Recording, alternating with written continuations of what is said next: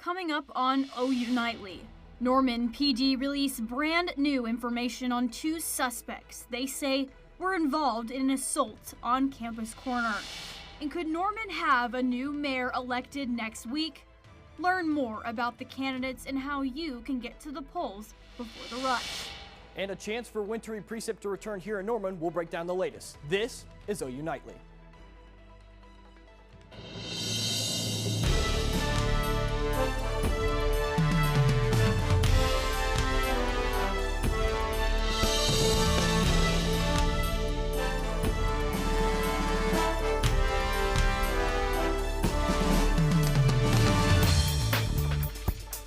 Thanks for watching OU Nightly. I'm Abigail Franklin. And I'm Julia Roberts. We begin tonight with brand new information following an assault on Campus Corner.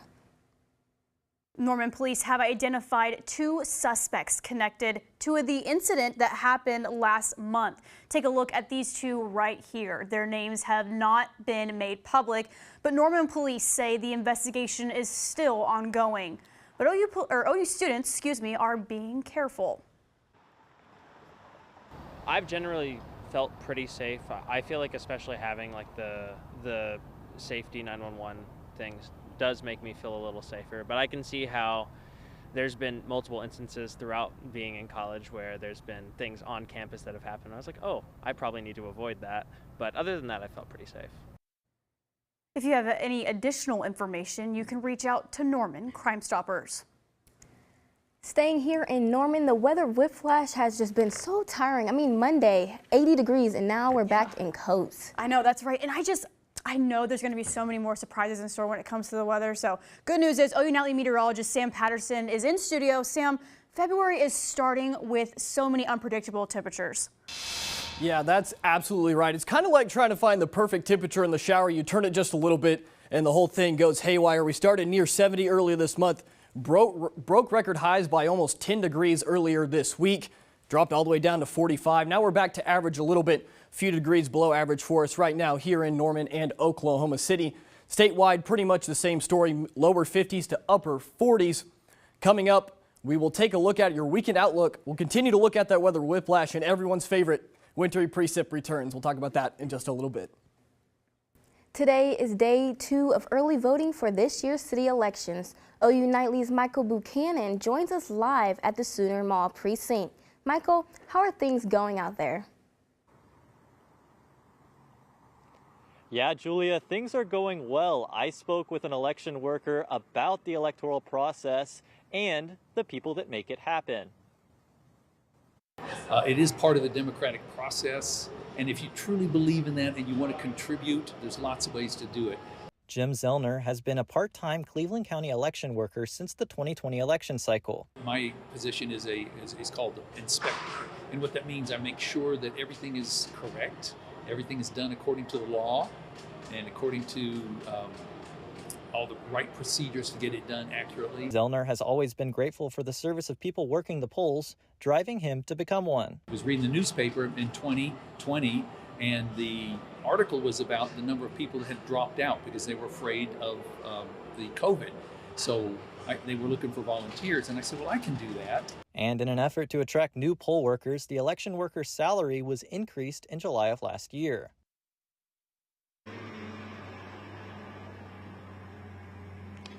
Yeah, and if you don't have a chance to cast a ballot today, early voting closes at 6 p.m. You can do so next week on Tuesday, Election Day.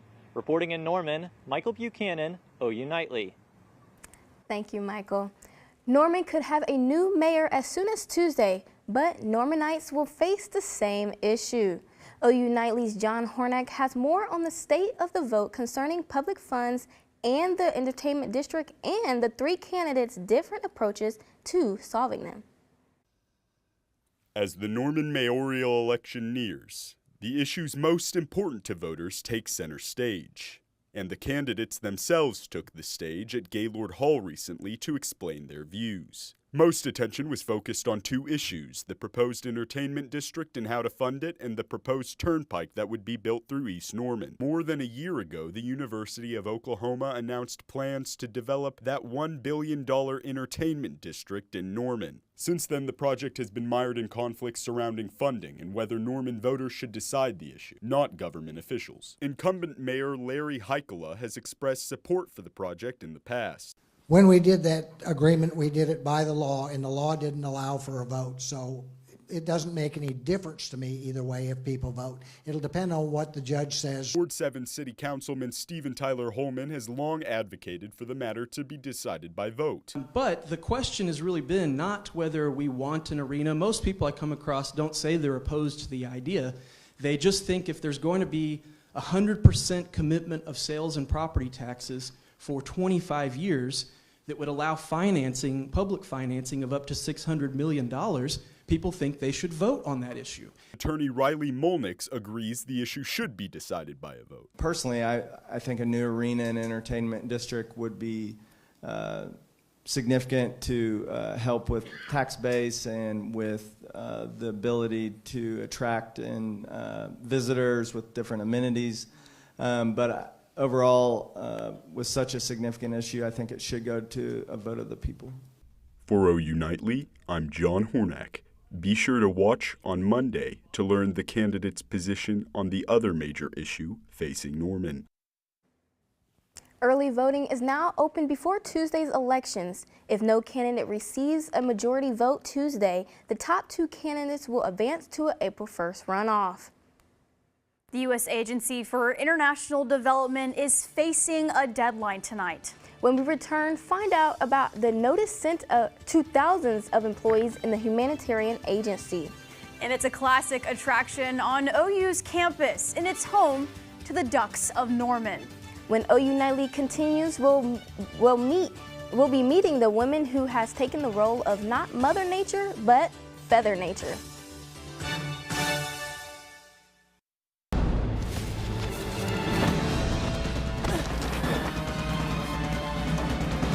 Even the mighty might not see it coming. It's prediabetes, and it captures 1 in 3 adults. But you can escape.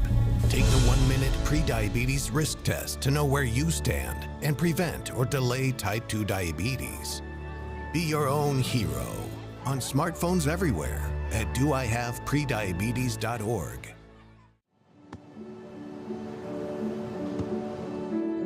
I don't remember how it started. Go to that. Our back and forth. It always came back. Dad! You probably don't remember what you told me. That was perfect. But I heard every word.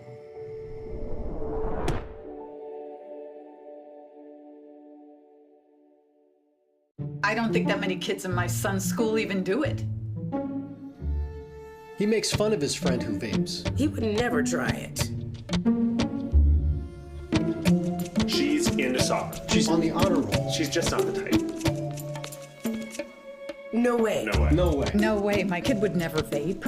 Get your head out of the cloud. Today, nearly 8,000 kids will start vaping. Maybe even yours. Learn about the dangers at talkaboutvaping.org. A midnight deadline looms for the United States Agency for International Development. Reagan Garvin has that in the rest of today's national and international headlines from the News Center. Thanks, Julia. In just a few hours, USAID could be taken from 10,000 to 300 workers or less. Here you can see the sign already coming off the building. CNN is reporting that the workers were told by the agency they will be placed on leave tonight, with only some exceptions. This possible move has left workers worried about their careers and what comes next. And Americans get a first look at this year's economy with the January jobs report. The Bureau of Labor Statistics says 143,000 jobs were created in January. If you're looking for a job, economists say the best areas to look are healthcare and retail. February's report will be available on March 7th and will look at the first full month under the Trump administration.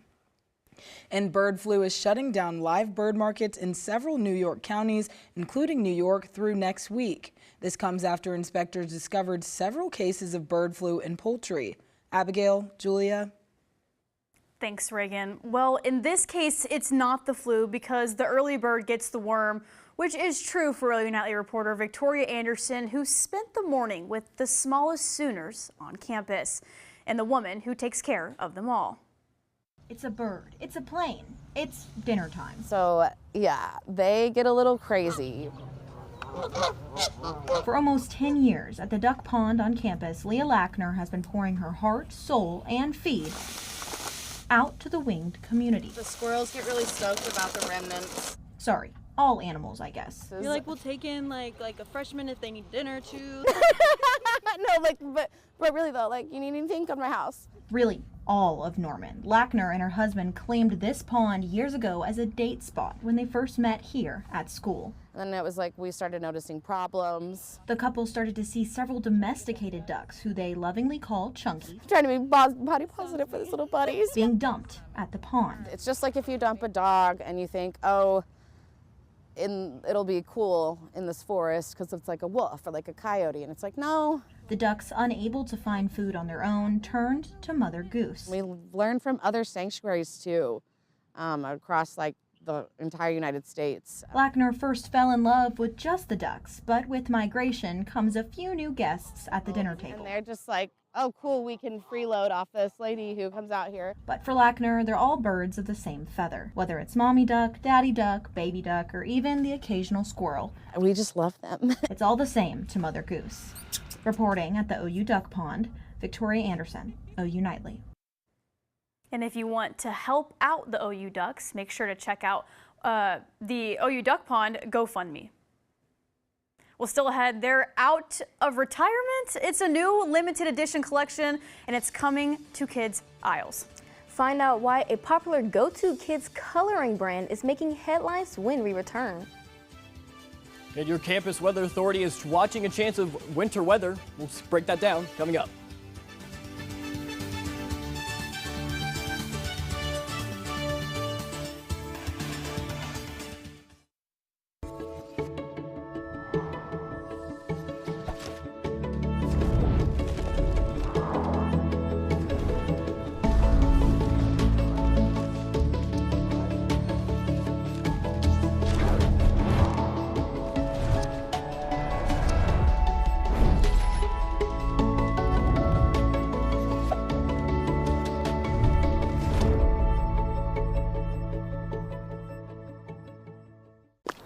Love the hustle, Cliff. Who are you? Your lungs. We're quite proud of you. Even though you quit smoking years ago, you may be at risk for lung cancer. Okay. Well, with the routine screening, you can detect it early when it's more curable. Sounds good, guys. Can I get a little space here? Biologically, no. Okay. Listen to your lungs. Get a routine screening that could save your life. Talk to your doctor and learn more at savedbythescan.org. All right, look at you taking the stairs. Who are you? We're your lungs. We are proud of you for quitting smoking, but you still may be at risk for lung cancer. A routine cancer scan can detect it early when it's more curable. Good to know. Well, I gotta go somewhere. So do we. So do we. Listen to your lungs. Get a routine screening that could save your life. Talk to your doctor and learn more at savedbythescan.org. Well, welcome back to OU Nightly. As we talked about earlier, temperatures have been all over the place so far this month. We'll take a live look outside. You can see fog already making its way back in. We'll have to contend with that tonight as well as we have over the last several days. Currently 47, about 4 degrees off of our average for this time of year. Feels like 45 typically with our southern wind. We feel a little bit warmer, but that's not the case as of right now. You can see currently still mid-40s as we saw earlier. A little bit warmer out in Guymon, and if we take a look way out west, well, if you want to warm up, maybe take a trip down to Lubbock or Amarillo, as they're nearing 90 degrees for today. Unfortunately, we are not going to warm up for today or tonight for that matter. As you can see, mid-40s for us throughout the overnight hours. And like I said, that fog is going to return. So if you're going out tonight, be sure to keep that in mind. If you're driving anywhere, please take caution with the fog. Taking a look at your Saturday, a lot going on in sports. We'll take a look at that in just a little bit as well. You can see 50s for us here in the central portion of the state, way warmer further down towards the southeast. Unfortunately, that warmth is not going to come up here into Norman anytime soon. We also have the Super Bowl on the way. Take a look at your Super Bowl forecast. I would recommend watching it inside this year. I wouldn't plan on tailgating outside. 40s throughout the early afternoon into early evening. And then we start pushing towards freezing, which of course, that means winter weather on the way. Futurecast right now, we are looking at some showers starting to form early Monday morning. Those will continue out Monday morning. Now, this is still showing rain, but some of the models trend as of recently are showing possible mixed precipitation for us Monday afternoon. We will continue to look at that as we head closer in towards the weekend. We clear up a little bit Monday night, and then you can see more snow and rain making its way into Norman on Tuesday. This will most likely be mixed at the best. If not, it'll be ice and snow for us here in Norman. Clear up for your Tuesday evening, and as we move in towards Wednesday, this is going to be the big storm. Plenty of ice going around for us, mixed precipitation basically through the entire central portion of the state. Temperatures are going to be pretty cool as well, so it's going to be pretty easy for us to get that precipitation. It's going to be cold enough in the air, I should say, for us to get that freezing precipitation. Thankfully, that'll move out towards Wednesday afternoon into early Thursday morning, and we'll clear up a little bit for your Thursday. Next 7 days, 50 for your Saturday, and then, like I said, cold starts to make its way on back. Upper 30s with 40% chance of rain, mixed precipitation into early next week.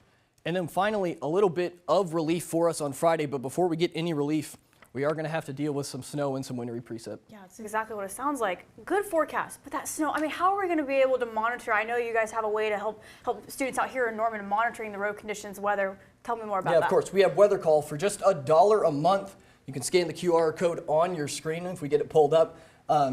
Just $1 a month. Anytime we have severe weather, you'll get a call to your phone with any alerts that we have. Awesome. Alrighty. Sounds good. Well, thanks, Sam. It's time to add to your kids' coloring boxes or your own, because a new limited editions of retired crayon colors is hitting the coloring aisle. That's absolutely right. Now, there's only going to be 8 colors, and some of them you may recognize. Some of those colors are going to be violet blue, orange red, and my personal favorite, blizzard blue. And if new crayons weren't enough, Crayola is featuring the same colors in pencils and markers. It's been 35 long years since we've last seen these colors, and the good news is they're going to be available throughout the year. So good news there. Add them to my little coloring bag for myself. So, oh, me too. Anyways, coming up in Big Friday Sports, hear from the OU women's basketball team after they faced off with Ole Miss. And OU softball is back. They look to continue their 4th B national championship run. Big Friday Sports is next.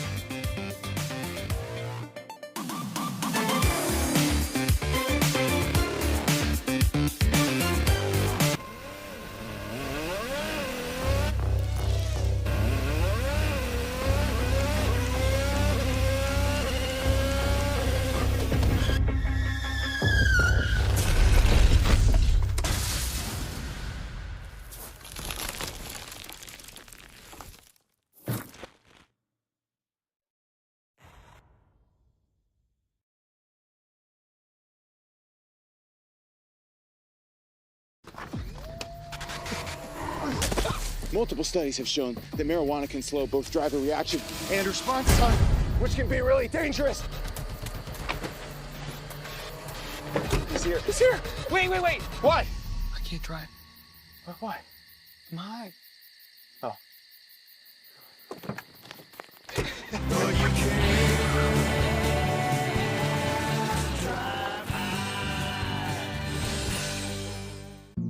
Jason, let's go see your room.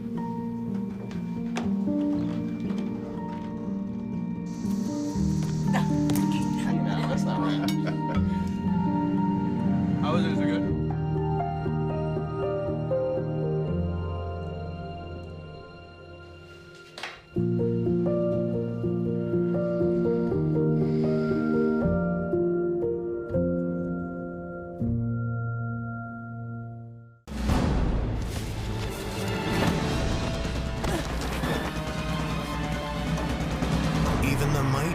might not see it coming. It's prediabetes, and it captures 1 in 3 adults. But you can escape. Take the 1-minute prediabetes risk test to know where you stand and prevent or delay type 2 diabetes. Be your own hero on smartphones everywhere at doihaveprediabetes.org. Welcome everybody to Big Friday Sports. I'm Darby McCormick. And I'm Aiden Tyler. The OU softball team lost the winningest senior class in softball history. And it's a new look team, but Patty Gasso's girls are finally back in action. The back-to-back-to-back-to-back national champion OU softball squad returned to the Diamond last night with a doubleheader against Cal State Northridge and San Diego State. First matchup of the night came against the Matadors, who finished last season 25-26. Sooners were trailing 2-1 heading into the 5th inning against Cal State Northridge, but surged to a 7-2 win over the Matadors. It's not a perfect start to the title defense, though. Later in the night, OU battled the Aztecs as San Diego State received top 25 votes in the preseason AP poll, but perhaps a step up from the game before. The game was a war. It took the Sooners 9 innings to take down the Aztecs, but a 5-run ninth sealed it 11-6. What a tough fight. And OU women's basketball put up a major fight themselves in the fourth quarter to provide a 12-2 closing run to beat Ole Miss by 10, 66-56. Jenny Baranchek contributes this clutch win to 2 key players on the Sooner squad.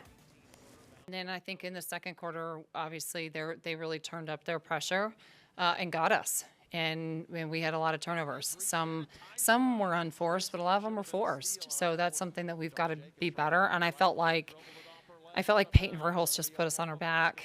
I thought she did a really nice job. I also thought that Sahara Williams, I thought when she came back in that fourth quarter, I thought her poise was really, really good. And after suffering a massive 98-70 loss on the road, the top-ranked Auburn, OU men's hoops host the 4th-ranked Tennessee Volunteers tomorrow at 11 a.m. According to ESPN's Joe Lunardi, the Sooners are currently a 10 seed and one of the last 8 teams in the NCAA tournament. So a win against the Vols would bolster their resume. And in order to do that, Porter Mosier says the team needs to grab some rebounds. For me, it was 12, and they got an offensive rebound off a free throw. And that's one of those things. And then they got a 3 on that possession. I think we missed consecutive layups. We had layups, and then they got another rebound that came flying in and kicked it out for a 3. Those are like 10-point swings. Now let's head back to the LNC. OU women's gymnastics is set for their second home meet of the season tonight against number 8 Kentucky. Head coach KJ Kindler is aware of what the team needs to do to declaw the Wildcats. This week we've been really focusing on getting a lot of reps in. We don't get to practice as much when competition season comes along, so when we do get those days, I want them to get a lot of numbers in so that those will affect them down the road. So we tried to get a lot of reps in. We worked pretty hard this week. The OU men's gymnastics team has already defeated number 2 ranked Illinois, and now they try to take down number 3 Stanford tomorrow at 6 p.m. And Stanford beat the Sooners back in January by 1.65 total points. The Sooners rank first nationally in floor, rings, and high bar and would move to 7-1 with a win. And now in Manhattan, Kansas's 6th and 10th ranked men's and women's OU track and field teams are currently competing in the Steve Miller Invitational. One Sooner to watch out for would be BJ Green, who is sweeping the Big 12 triple jump titles. Well, the 12th-ranked OU women's tennis team started their ITA tournament against 6th-ranked UCLA today and roared to a 4-2 win over the Bruins. And the red-hot OU men's tennis squad looks to make a racket as they travel to San Diego to face the Toreros. And USA Baseball just announced that OU baseball juniors Easton Carmichael and Kyson Witherspoon were named to the Golden Spikes Award preseason watch list. The award is given to the best amateur baseball player in the nation. And the inaugural Greek Home Run Derby was held last night at L. Mitchell Park. 10 fraternities competed in the event, and one of OU Nightly's sports own competed and represented Phi Delta Theta. He was confident and all smiles pregame, but after failing to make it out of the first round, well, you could say that his performance was a swing and a miss. I think it was a good showing. I haven't swung a bat in like 3 years, so I mean, it could have been better, obviously, but I came out here just trying to put some bat on ball, and that's exactly what I did. But I do have one thing to say: Reds 2025 World Series. I love the confidence. Oliver didn't win, but he helped raise money, and I'm sure made all of us here at OU Nightly very, very proud. He tried.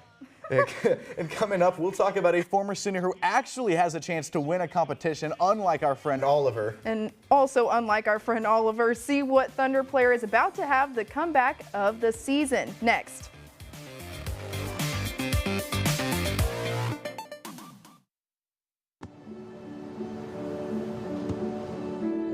I don't remember how it started. Go to that. Our back and forth. It always came back. Dad!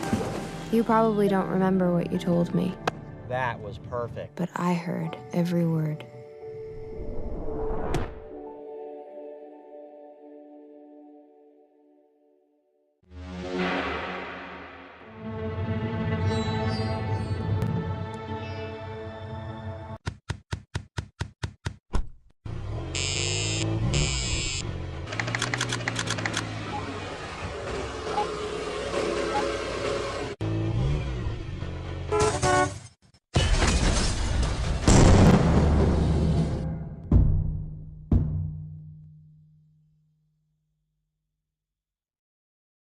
I don't think that many kids in my son's school even do it.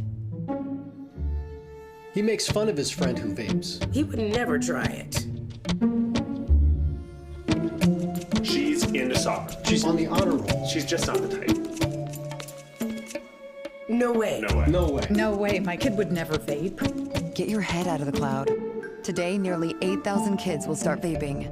Maybe even yours. Learn about the dangers at talkaboutvaping.org. November 10th, 2024. That was the last time the Thunder played with their 7-foot, 1-inch tall power forward Chet Holmgren. And when he returns tonight to play against the Raptors back in Loud City, he'll be sure to make the most of it. My shot all over the floor is something I work on a lot. And similar to what they said, just taking what the defense gives us and then being aggressive out of that. That's what you prepare to do. You know, so whether they go in or not, you got to be confident and ready to take the next one.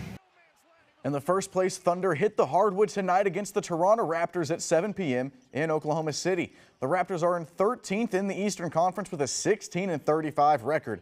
Toronto's defense ranks 26th in points against and might have a tough time stopping Shai Gilgeous-Alexander, who just scored 50 points Wednesday against the Suns.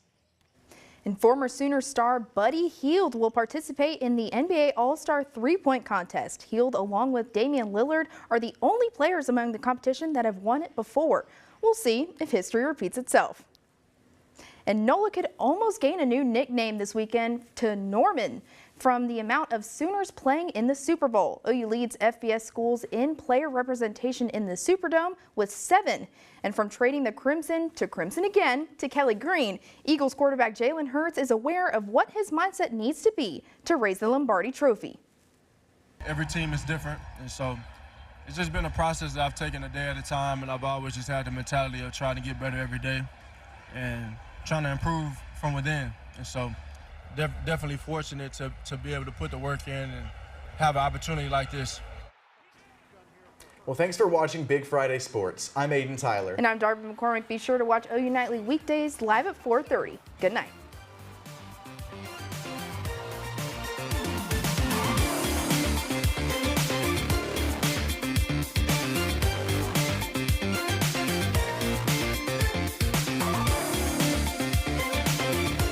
Love the hustle, Cliff. Who are you? Your lungs. We're quite proud of you. Even though you quit smoking years